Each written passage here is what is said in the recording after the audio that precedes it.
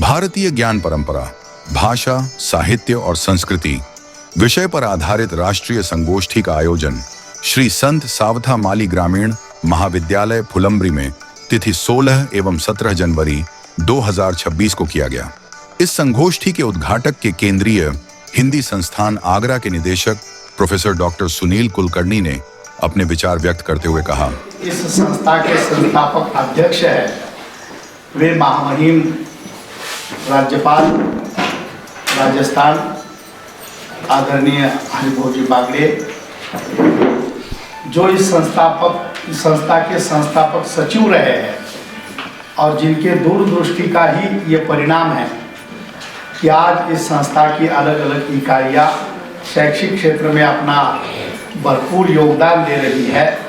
वे परम आदरणीय डॉक्टर संजय राव ठोंबरे जी, मैं इनको भी इस अवसर पर स्मरण करना चाहता हूँ, क्योंकि इन लोगों के सानिध्य में ही इस संस्था की नींव रखने में मुझे भी सौभाग्य मिला और वे दिन जब आज भी याद आते हैं तो हृदय जो है वो आनंद से पुलकित हो उठता है। आज सब कुछ है फिर भी वो संतोष का भाव नहीं है। उस समय में कुछ भी नहीं था, फिर भी जो संतोष का भाव था उसकी तुलना आज किसी भी चीज़ के साथ नहीं की जा सकती। खैर, इस गोष्ठी का उद्घाटक होने के नाते मैं ये घोषणा कर दूं कि इस द्विदिवसीय राष्ट्रीय संगोष्ठी का उद्घाटन संपन्न हुआ। आप भारतीय ज्ञान परंपरा, भाषा, साहित्य जोड़कर 2 दिनों में हम चर्चा पर चर्चा करने वाले हैं। उस चर्चा परिचर्चा का स्वर क्या रहेगा, दिशा क्या रहनी चाहिए, उसके केंद्र में क्या क्या चीजें होनी चाहिए, इसका बीजारोपण बीज वक्तव्य में हमारे आज के बीज वक्ता जरूर करेंगे। मैं केवल एक संकेत रूप में अपनी बात रख के अपनी बात को पूर्ण विराम दूंगा। भारतीय ज्ञान परंपरा आप सभी को पता होगा कि एक ऐसा विषय है कि जो लगभग 20-25 वर्षों की उपज माना जा सकता है। अगर 30 वर्ष पहले, 40 वर्ष पहले इस विषय को लेकर किसी अकादमिक संस्था ने कोई राष्ट्रीय अंतर्राष्ट्रीय संगोष्ठी की होगी, इसका उल्लेख भी आप कहीं ढूंढेंगे तो वह आपको नहीं मिलेगा, क्योंकि 40 वर्ष पहले कभी भी भारतीय ज्ञान परंपरा को केंद्र में रखकर कोई अकादमिक आयोजन नहीं होता रहा। ये नई शिक्षा नीति का परिणाम है कि नई शिक्षा नीति में जब भारतीय ज्ञान परंपरा की बातें आई, नई शिक्षा में जब भारतीय भाषाओं की बातें आई, नई शिक्षा में जब मातृभाषा में शिक्षा देने की बात आई, तब हमारा ध्यान इन विषयों की ओर गया। देश स्वतंत्र होने के बाद कई नीति आयोग, शिक्षा आयोग बने, लेकिन 2020 में जो राष्ट्रीय शिक्षा नीति हमारे सम्मुख आई, उसने पहली बार हमारे स्वबोध को, हमारे अस्मिता को, हमारे भारतीय ज्ञान परंपरा को केंद्र में रखकर अकादमिक जगत में कुछ बदलाव के लिए संकेत देना प्रारंभ किया। और उसी का ये परिणाम है कि आज जगह जगह जो आयोजन आप हो रहे हैं उसमें आपने देखा होगा कि भारतीय ज्ञान परंपरा को केंद्र में रखकर कई प्रकार के अकादमिक गोष्ठियों का भी आयोजन होता रहा है। मैं इस परिप्रेक्ष्य में सोच रहा था कि इसकी आवश्यकता क्यों पड़ी। आप सब लोगों को भी लगता होगा कि ये तो केवल सरकार बदल गई है या सोच बदल गई है, इसलिए इस प्रकार के विषय रखे गए हैं। केवल ऐसा नहीं है, इसकी आवश्यकता इसलिए पड़ी है कि आपने देखा होगा कि स्वतंत्रता के बाद संयोग से जिस भाषा को हमने अनिवार्य रूप से पढ़ाना चाहिए था उसको हमने विकल्प में रखा, और जिस भाषा को हमने विकल्प में रखना चाहिए था उसे हमने केजी से लेकर पीजी तक अनिवार्य करने की कोशिश की। और उसी का यह परिणाम हुआ कि 75 वर्षों में जो शिक्षा जगत से पढ़ लिख कर पीढ़ी सामने आई वो पूरी तरह पाश्चात्य विचारों से प्रभावित आपको दिखाई देंगी। उस शिक्षा ने केवल उनकी सोच ही नहीं बदली, उस शिक्षा ने उनकी खान पान की आदतें बदली, उस शिक्षा ने उनकी वेशभूषा बदली, उस शिक्षा ने उनकी सोच विचार की शक्ति बदली। और 75 वर्षों में इस शिक्षा को पढ़ते जो लोग आज समाज में कार्यरत हमें दिखाई देंगे वो बहुत मात्रा में उनके मन में भारत के प्रति एक न्यूनता का भाव, हीनता का भाव और पाश्चात्य के प्रति उदात्त का भाव आपको देखने को मिलेगा। और इसलिए इस शिक्षा पद्धति पर 2020 में जो राष्ट्रीय शिक्षा नीति बनी उस पर गंभीर चिंतन हुआ। 75 वर्षों में हमने शिक्षा संस्थाओं की संख्या तो बढ़ाई, बड़े गर्व के साथ हम कहते हैं कि जहां कॉलेज नहीं था वहां कॉलेज खोले, जहां स्कूल नहीं था वहां स्कूल खोले। शिक्षा को सामान्य स्तर तक लेकर जाने के लिए हमने प्रयास तो किए, लेकिन इस प्रयास के चक्कर में शिक्षा का ही स्तर कितना नीचे गिर गया इस पर हमने कभी गंभीरता से सोचा ही नहीं। पहली बार शिक्षा नीति ने इस शिक्षा के नीचे गए स्तर को लेकर गंभीरता से चिंतन किया और कहा कि ये जो इंजीनियरिंग कॉलेज की संख्या बढ़ रही है, ये जो लॉ कॉलेज की संख्या बढ़ रही है, ये जो मैनेजमेंट कॉलेज की संख्या बढ़ रही है, ये जो एकल शिक्षा में हम आगे बढ़ रहे हैं उसके क्या क्या दुष्परिणाम हो रहे हैं उसका बहुत ही बारीकी से चिंतन। मैं उसका प्रारूप पढ़ रहा था, उसमें इतनी तीखी बात कही गई थी कि अगर समय आया तो राजनीतिक रोष का मतलब स्वीकारना पड़ेगा तो स्वीकारना चाहिए, लेकिन ये जो डिग्री बांटने के जो केंद्र हमने जगह जगह पर खोले हैं वो तत्काल बंद होने चाहिए। क्यों? क्योंकि वहां शिक्षा का स्तर पूरी तरह से नीचे गिर गया है और इसलिए ये उसको बढ़ाना है तो क्या करना पड़ेगा। आपने देखा होगा कि ज्ञान परंपरा को हम क्यों लाना चाहते हैं। ज्ञान परंपरा में हम जिन विद्वानों की बात कर रहे हैं, जिन ऋषि मुनियों की बात कर रहे हैं, जिन भारतीय तत्ववेत्ताओं की बात कर रहे हैं, जिन भारतीय विचारकों की बात कर रहे हैं, जिन भारतीय समाजशास्त्रियों की बात कर रहे हैं, उनमें से एक भी राजकीय विचारक, समाजशास्त्रज्ञ या राजनीतिज्ञ इसका एक भी पाठ पूरी तरह से कभी हमने पाठ्यक्रम में लगने नहीं दिया।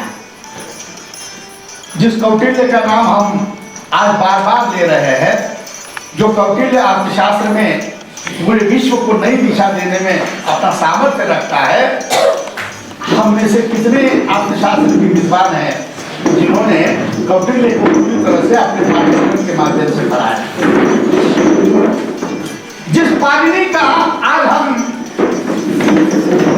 लोहा मान रहे हैं, उस पाणिनि को हम भाषा पढ़ने वाले लोगों ने या कभी साहित्य शास्त्र के माध्यम से या भाषा के माध्यम से कभी बीए प्रथम वर्ष से लेकर एमए के अंतिम वर्ष तक कभी कोई पाठ पढ़ा है? अगर हम अपने आप को भाषा का अध्यापक मानते हैं तो हमें पाणिनि से कोई संबंध नहीं है। भरत मुनि के नाट्य शास्त्र का थोड़ा बहुत जिक्र जो है वो यत्र तत्र काव्य शास्त्र में थोड़ा बहुत किया गया, लेकिन भरत मुनि ने जो ज्ञान हमें इस क्षेत्र में दिया है इसके बारे में कहीं पर भी पाठ्यक्रम में समावेश नहीं था। और ऐसे एक नहीं ऐसे सैकड़ों उदाहरण मैं आपको बता सकता हूं, केवल भाषा में ही नहीं बल्कि अन्य अन्य समाज विज्ञान शास्त्र में भी, कि जहां इतना बड़ा समृद्ध ज्ञान का भंडार होने के बाद भी एक सोची समझी नीति के तहत इन्हें पाठ्यक्रम से दूर रखा गया, अकादमिक जगत से दूर रखा गया। कभी इन पर कोई संगोष्ठियां नहीं हुई, कभी उन पर कोई खुलेआम में चर्चा नहीं हुई, और जब भी यत्र तत्र किसी ने इन्हें पाठ्यक्रम में लाने की कोशिश की गई, उन्हें धार्मिकता के नाम पर विरोध किया गया, उन्हें सनातन के नाम पर उनका विरोध किया गया। जब लगा कि समरसता का अध्याय जो है वो पाठ्यक्रम में भी आना चाहिए, तो उसका विरोध हुआ। और इसलिए आज इस पाठ्यक्रम के माध्यम से, इस अकादमिक सत्र के माध्यम से हमें उस ज्ञान परंपरा को नई पीढ़ी तक लेकर जाने की आवश्यकता पड़ी। मैं इस परिप्रेक्ष्य में कपिल कपूर जी को सर सुन रहा था। कपिल कपूर वो इंसान है कि जिसने सन 1975 में पहली बार, मेरा जन्म 1975 का है, तब भारतीय ज्ञान परंपरा का कहीं उल्लेख भी नहीं था। पहली बार जवाहरलाल नेहरू विश्वविद्यालय के अंग्रेजी विभाग में उन्होंने 4 पेपर लगाए। पाणिनि का अष्टाध्याय, भर्तृहरि के वाक्यपदी, पतंजलि का योग सूत्र, और एक मुझे याद नहीं आ रहा। ऐसे 4 पेपर जो है सन 1975 में कपिल कपूर पंडित जवाहरलाल नेहरू विश्वविद्यालय, आज भी वो किसके लिए जाना जाता है हम पता है, जहां आज भी देश के विरोध में नारे लगते हैं। उस समय में 1975 में उन्होंने इसको लगाया। लोगों ने कहा कि आप पागल हो गए क्या, ये पढ़कर लोग क्या करेंगे, लेकिन उन्होंने कहा कि आप उसको पढ़ने दीजिएगा, और उन्होंने अच्छा परिणाम उसका उनके ऐसे ध्यान में आया कि लोगों ने बहुत अच्छी तरह से उसको पढ़ा, सराहा, और उस समय में जितने भी लोगों ने उसको पढ़ा वो एक सकारात्मक सोच लेकर आज भी अकादमिक जगत में काम कर रहे हैं।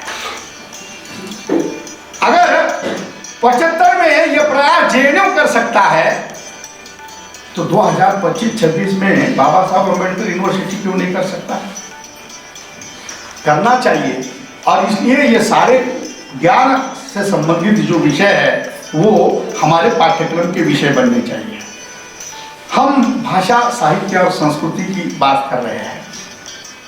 देखिए, भाषा की जब बात आती है तो मैं हमेशा कहता हूं कि इस पूरे विश्व के धरातल पर एक भी ऐसा देश नहीं है कि जहां आपको इतनी भाषाई विविधता देखने को मिली है। एक आप देश मुझे उठाकर दीजिएगा कि जहां इतना भाषा को स्वतंत्रता दी गई है, या इतना वैविध्य जो है वह भाषा को आपको मिलता है।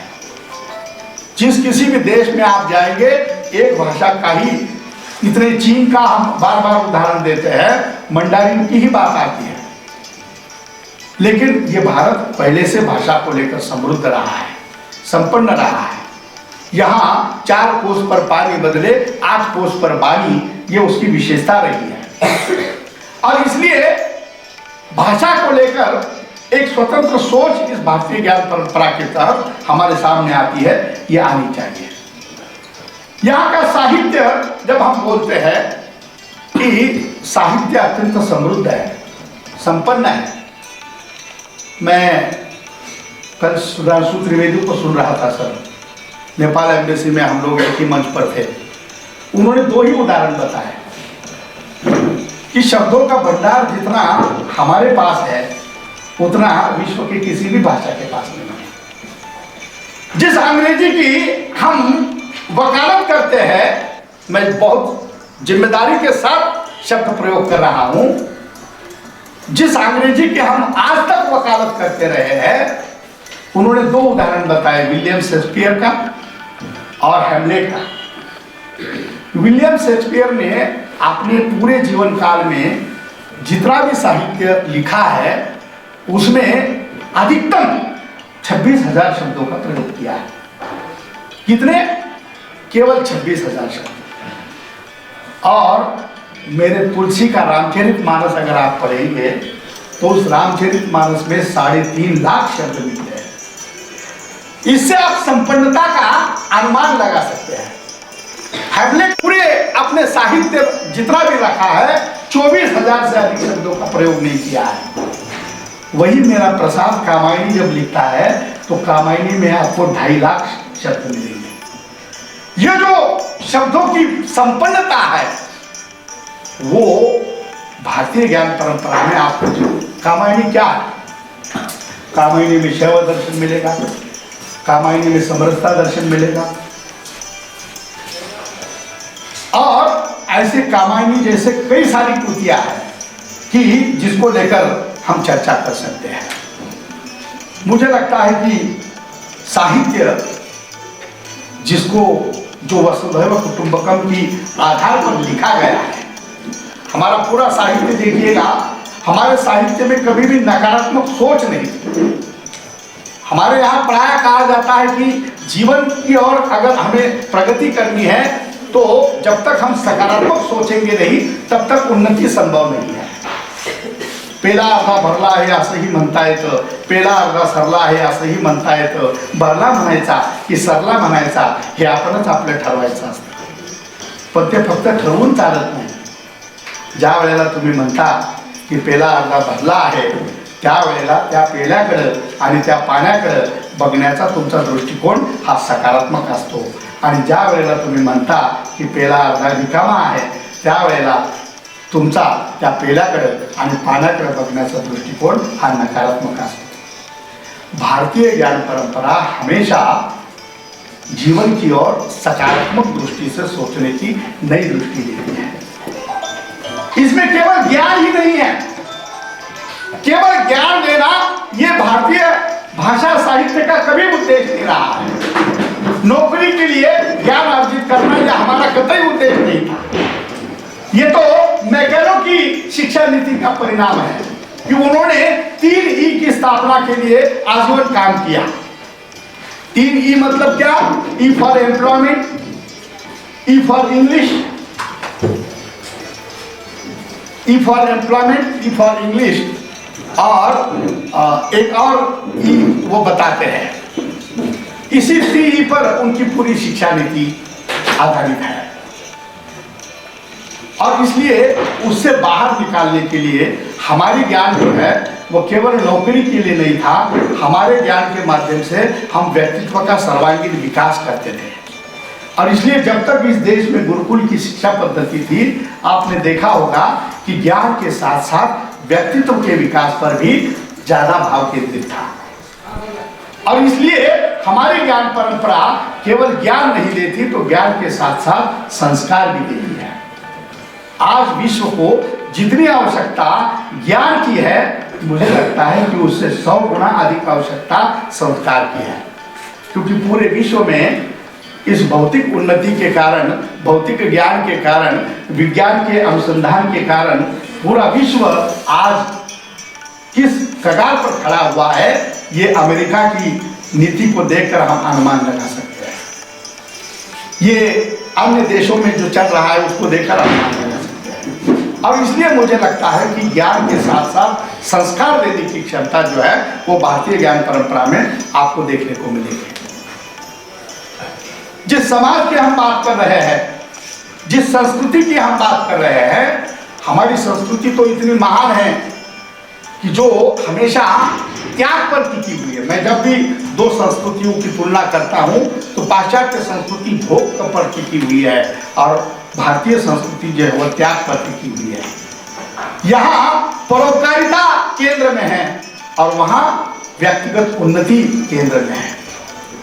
यहाँ आप देखेंगे कि इसके ऊपर घंटों बोला जा सकता है और केवल चंद वाक्यों में उसकी परिभाषा भी की जा सकती है। कहते हैं कि इसकी परिभाषा करते समय कि जब हमें भूख लगती है और तब हम खाना खाते हैं तो उसको प्रकृति कहते हैं। जब भूख लगती नहीं है तब भी जब हम खाना खाते हैं तो उसे विकृति कहा जाता है, और जब कोई भूखा होता है उसे जब हम खाना खिलाते हैं तो उसे संस्कृति कहा जाता है। हमारी भारतीय संस्कृति भूखे हुए को खाना खिलाने की है, न कि भूख न रहते हुए भी खाना खाने की है। और इसलिए मुझे लगता है कि इस संस्कृति के प्रति हमें सजग होने की आवश्यकता है। पाश्चात्य ज्ञान प्रभाव के कारण हमारी जो परिवार व्यवस्था में छेद हो रहे हैं, हमारी जो समाज व्यवस्था में जो दुष्परिणाम हो रहे हैं, उसे अगर हमें दूर करना है तो हमें पुनः अपने मूल की ओर लौटना अत्यंत आवश्यक है। और मुझे लगता है कि ये गोष्ठी उस दिशा में प्रयत्न करेगी, उस दिशा में सोचने की एक नई दृष्टि देगी। मैं समाज का एक ही उदाहरण देकर अपनी बात को समाप्त करता हूँ कि इस पाश्चात्य परिणाम का, पाश्चात्य विचारधारा का या पाश्चात्य विचारधारा का प्रभाव युवा पीढ़ी पर पड़ा तो क्या पड़ा है आप सब जानते हैं। एक समय ऐसा था कि हम लोग हमारे कितने ये तय नहीं था। आप देखेंगे दादा परदादा की कुंडलियां निकालकर तो हम लोग हमारे कितने तय था क्या? बिल्कुल तय ना था, जितने होंगे उतने। लेकिन एक समय ऐसा आया कि हमें हमारी जनसंख्या की चिंता होने लगी। स्वतंत्रता मिलने के बाद हम लोगों को खाना खिला पाएंगे कि नहीं, ये समस्या हमें ग्रसने लगी। और मुझे लगता है पहली बार इंदिरा गांधी के कार्यकाल में ये नारा दिया गया और कहा गया कि 3 होने पर आपको कंपलसरी ऑपरेशन करना सख्ती किया गया। मेरे एक चाचा उसके उदाहरण है, भाग रहे थे, लोगों ने उनको जबरदस्ती पकड़ के उनकी नसबंदी करवाई। मेरे पिताजी को मैंने कई बार देखा, जैसे ही स्कूल शुरू होने होते थे वो चिंता में रहते थे, गांव चक्कर मारते थे, जहां कहीं प्रसूति होती थी उस घर में जाकर मिलते थे और उनसे निवेदन करते थे महिला से कि आप ऑपरेशन कर लो। क्यों? क्योंकि उनके लिए भी ये कंपलसरी कर दिया गया था कि कम से कम आपको 5 ऑपरेशन करना है, तभी तो जनसंख्या को नियंत्रित करेंगे हम। और इसलिए हमने शुरू में नारा लगाया कि हम दो हमारे 3, इधर हम दो हमारे 3 हम करते रहे, फिर भी हम उसको नियंत्रित नहीं कर पाए। फिर हमने कहा कि नहीं, इससे काम नहीं चलेगा, हम दो हमारे 2 ही पर्याप्त है। कोरम तभी कंप्लीट माना जाएगा, हम दो हमारे 2। हमारे सारे बुद्धिजीवों में यह नारा लगा कि हम दो हमारे 2। लेकिन इस नारे के चक्कर में आपने और हमने ये कभी नहीं सोचा कि पहला लड़का हुआ तो लड़की के चक्कर में कितने ऑपरेशन हुए, और पहली लड़की हुई तो लड़के की आस में न जाने कितनी भ्रूण हत्याएं हुई। हम ये करते रहे, हम दो हमारे 2, और हम कब चीन से आगे निकल गए हमको ही पता नहीं चला। फिर हमारे बीच में एक वर्ग ऐसा निकला कि नहीं, हम दो हमारे 2 से भी काम नहीं चलेगा, हम दो हमारा एक ही पर्याप्त है। कुछ आदर्श पुरुष सामने आए, हमारे सामने आदर्श रखा। नाम लेना वैसे संयुक्तिक नहीं है, लेकिन फिर भी आज भी उनको लोहा माना जाता है। शरद पवार जी को एक बेटी पर रुक गए। बहुत से गोपीनाथ जी के बारे में भी उदाहरण दिया जाता है कि नहीं है, लेकिन ऐसे भी मिसाल कुछ लोगों के सामने कह कि हम दो हमारा एक ही पर्याप्त है। अब यहाँ तक तो ठीक था, लेकिन ये नई पीढ़ी पाश्चात्य प्रभाव में आकर ये जो नारा लगा रही है कि हम दो हमारा कोई नहीं, ये बड़ा घातक है। ये भारतीय ज्ञान परंपरा के लिए अनुकूल नहीं है। और इसीलिए अब पुनः हमें इस नए सिरे से इसको सोचना पड़ेगा। मेरा कहने का तात्पर्य केवल इतना है कि हम पुनः अपने मूल की ओर लौटना हमें चाहिए। और जो भी चीज़ें इतिहास में अच्छी है, सच्ची है, हमें आज भी दिशा दे सकती है, उसको लेकर हमें नए सिरे से सोचने की आवश्यकता है। मुझे लगता है कि ये संगोष्ठी उस दिशा में हमें बल प्रदान करेगी। इसी आशा और विश्वास के साथ मैं अपने वाणी को पूर्ण विराम देता हूँ और पुनः सावतामाली परिवार के लिए मैं हृदय से धन्यवाद देता हूँ कि मेरी पुरानी स्मृतियों को यहाँ आने के बाद जो चेतना मिली है। मैं देख रहा था सुबह टकले सर में मुंडे सर से कह रहा था कि ये जो आप कंस्ट्रक्शन का काम कर रहे हैं ना, ये मैंने सपने में एक दिन देखा है। ताजुब की बात और आपको आश्चर्य होगा, जहां आप वसति गृह बना रहे हैं ना, छात्रावास, उसको हमने तलवारी जी के नाम पर उसको बनाया था। एक बार ऐसे 2 ही रूम थे वहाँ, लेकिन यहाँ हमारा छात्रावास रहेगा, यह हमने कहा था। आज वो छात्रावास वहीं पर बन रहा है। तो ये कॉलेज जिसने मुझे ऊर्जा दी, जिसने मुझे जीना सिखाया, और मैं बार बार कहता हूँ कि MA MPhil PhD set net सब होने के बाद 500 रुपये में जहाँ मैंने काम किया, वो कॉलेज आज मैं 5 लाख भी मिलूँगा तो भी मुझे वो रात नहीं आता है। आज एक बार